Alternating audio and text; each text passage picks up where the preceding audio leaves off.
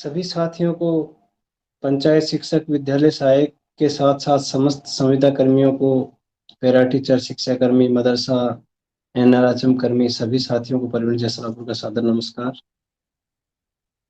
काफी दिनों से साथियों आपके बीच में आ नहीं पाया हूँ, थोड़ा बिजी शेड्यूल था, इसलिए माफी चाहूंगा। काफी साथी इस बात को लेकर नाराज भी हैं।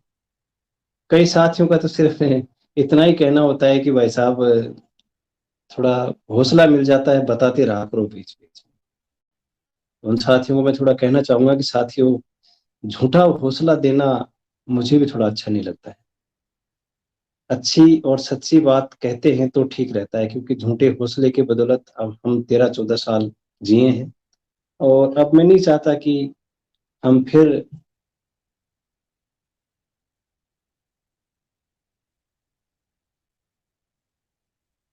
इसी में उसमें चलते रहे। तो मैं आपको साथी बताऊं, एक साथी मैसेज डाल रहा है कि अब तो एक हो जाओ। तो सबसे पहले तो मैं आप ही के प्रश्न का उत्तर दे दूं कि साथियों, हम तो हमेशा एक ही थे, एक ही हैं और एक ही रहेंगे। जो संगठन के खिलाफ जा रहे हैं ना, उन साथियों को समझाओ आप ये बात कि आप संगठन की धारा में आइए, आप अलग अलग टांग मत खींचिए। कई साथी तो हैं, उनके पास 5 आदमी आने के लिए तैयार नहीं है, लेकिन फिर भी वो कह रहे हैं नेता हमें। उनको समझाओ ये बात कि भाई आप संगठन की धारा में जाइए, आप कहाँ नेतागिरी करते फिर। नियमितीकरण आपको करना है, अगर आपको यूनिटी रखनी है तो संगठन के साथ भेजिए उनको। इसलिए ये कोई मुद्दा नहीं है। तो साथियों, हम सबसे पहले बात करेंगे नियमितीकरण के मुद्दे पे, क्योंकि अब हमारे सामने सबसे प्रमुखता से जो मुद्दा बचा है वो नियमितीकरण का ही है। पिछले दिनों माननीय शमशेर भालू खान जी के नेतृत्व में जो हम माननीय सीएम साहब से मिले, मैंने कई साथियों से सुना है कि कई साथी तो ये कह रहे हैं कि धन्यवाद का कार्यक्रम हो गया है और अब कुछ आना जानी नहीं है। तो शेर जी, प्रवीण जी, वो सारे संविदा कर्मी धन्यवाद दे आए हैं, और सीएम साहब ने भी कह दिया है कि हम आपकी बातों से, सीएम साहब भी मान गए हैं कि भाई ये तो संविदा रूल्स में ही संतुष्ट हो गए हैं। लेकिन उनको यह नहीं पता है कि माननीय शमशेर जी और सारे संविदा कर्मी, जो 3-3.5 हजार आदमी वहां पे पहुंचे थे, माननीय मुख्यमंत्री जी हमारे साथ 1 घंटे और 9 मिनट के करीब रहे। उस 1 घंटे के दौरान माननीय शमशेर जी का जो आधे घंटे भाषण हुआ, उसमें शमशेर जी ने कम से कम 10 बार माननीय मुख्यमंत्री जी को यह बताया होगा कि आईएएस पैटर्न पे जो आप नियमितीकरण की प्रक्रिया लागू कर रहे हैं ये गलत है, और ना ही इससे कोई नियमित होने वाला है। हो सकता है 5-10 हजार, 15 हजार आदमी इससे नियमित हो जाए, लेकिन सारे इससे नियमित नहीं हो रहे। इसलिए आप मुझे अपना बेटा मानते हुए आईएएस पैटर्न में चेंजिंग कीजिए। उस दिन हमारा मेन उद्देश्य माननीय सीएम साहब के सामने अपनी समस्याओं को पेश करना था। स्वागत वागत, स्वागत आपने देखा वहां कोई स्वागत? भाई सीएम साहब को कोई चांदी का मुकुट दिया हो, या कोई सोने का भेंट चढ़ाई हो, या कोई और 51 किलो की माला डाल दी हो सीएम साहब की, स्वागत किसको कहते हैं? जब से हम मुख्यमंत्री जी के सामने गए, उनके सामने समस्या समस्याएं तो गा रहे थे, स्वागत की तो कोई बात ही नहीं हुई वहां। फिर आप स्वागत कार्यक्रम कैसे कह सकते हो?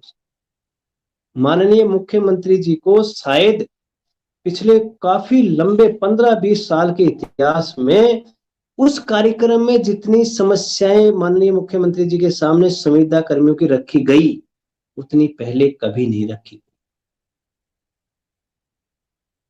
मैं बताऊं साथियों कि कई साथी देखो अलग अलग दिमाग के होते हैं साथी। कई तो भगवान को गालियां देते हैं, कई मुझे भी देते हैं, कई साथियों को गालियां देते हैं। उन साथियों को मैं एक बात जरूर कहना चाहता हूँ कि सरकार संविदा रूल्स जो लेके आई है 2022, नियमितीकरण की दिशा में एक अच्छा कदम है। आज तक तो सरकारों ने ऐसा ही कदम नहीं उठाया। 5-10% बढ़ाया, आश्वासन देते रहे, सरकारें चली गई। नियमित भर्ती एक बार लास्ट टाइम निकाली, उसको कोर्ट में फंसाया, फिर वहां की वहां छोड़ दी। सरकारों ने किया क्या? कम से कम माननीय मुख्यमंत्री जी ने संविदा रूल्स लाके एक दिशा तो तय की, एक सम्मानजनक स्थिति पर तो खड़ा किया। अब इस आईएएस रूल्स में अपने को चेंजिंग, ये संविदा कर्मी जो संविदा रूल्स जो बने हैं और आईएएस पैटर्न से जो सरकार नियमितीकरण का फार्मूला लेके आई है, अपने को इसमें चेंजिंग ही तो कराना है। अगर हम ईमानदारी से लड़ेंगे, और सरकार भी चाहती है कि संविदा कर्मी को नियमित, ऐसी बात नहीं है कि सरकार नहीं चाहती है, सरकार चाहती है संविदा कर्मी, इसलिए हम बैठे।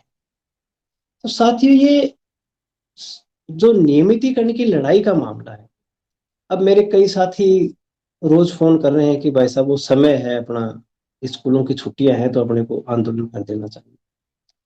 तो मैं आपको बता दूं साथियों कि बिल्कुल आपकी भावनाओं के अनुरूप आंदोलन होगा, इसमें कोई दो राय नहीं है।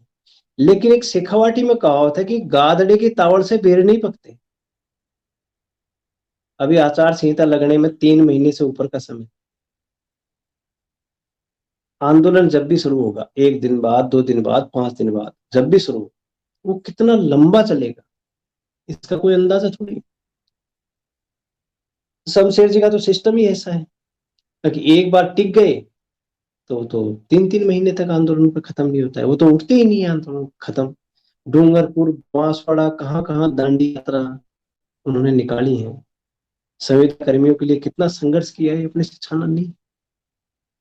तो छुट्टियां भी काम आ जाए, लेकिन छुट्टियों के बाद भी आंदोलन चलता रहेगा, ये ना सोचे कि इतनी सहज हो जाए। लेकिन उससे पहले सरकार ने जो संविदा कर्मियों के नेता शमशेर भालू खान जी, या यूं कहें संविदा मोर्चा के जो संयोजक है शमशेर भालू खान जी को, जो सरकार ने वादा दे रखा है, उस पर थोड़ा सा विचार करना। अभी 30 तारीख से पूरा ही संविदा मुक्ति मोर्चा जयपुर परमानेंट डेरा डालेगा। उसके बाद 3 4 दिन लगातार अधिकारी और मंत्रियों के विचार क्या हैं, अपना काम कितना प्रोसेस में है, कहाँ पे अपने काम में दिक्कत है, कहाँ पे किस परेशानी में है, और पंचायत शिक्षक और विद्यालय सहायक के सामने क्या समस्या है। इन सारी बातों पे विचार करने के बाद मूवमेंट आरंभ किया जाए। आप ये ना सोचे मूवमेंट आरंभ नहीं होगा, 100% मूवमेंट आरंभ होगा, अगर सरकार की नीयत में खोट लगेगा तो।